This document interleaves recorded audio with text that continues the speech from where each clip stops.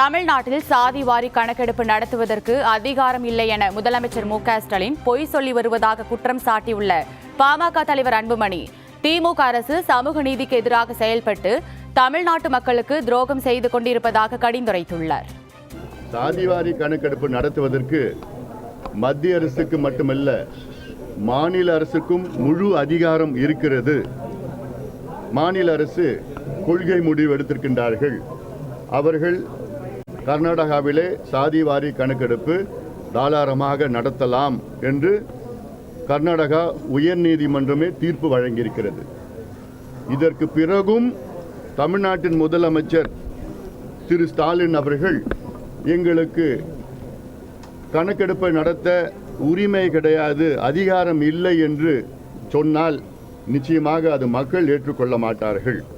தொடர்ந்து தமிழ்நாட்டின் முதலமைச்சர் அவர்கள் தமிழக அரசிற்கு தமிழ்நாட்டில் சாதிவாரி கணக்கெடுப்பு நடத்துவதற்கு அதிகாரம் இல்லை, மத்திய அரசு மட்டும்தான் எடுக்க முடியும் என்று பொய்யை தொடர்ந்து சொல்லி வருகிறார்கள்.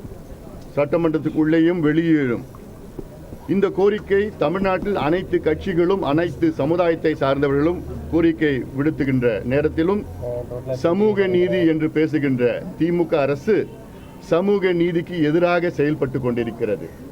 இது எவ்வளவு பெரிய துரோகம் தமிழ்நாட்டு மக்களுக்கு திமுக செய்து கொண்டிருக்கிறது.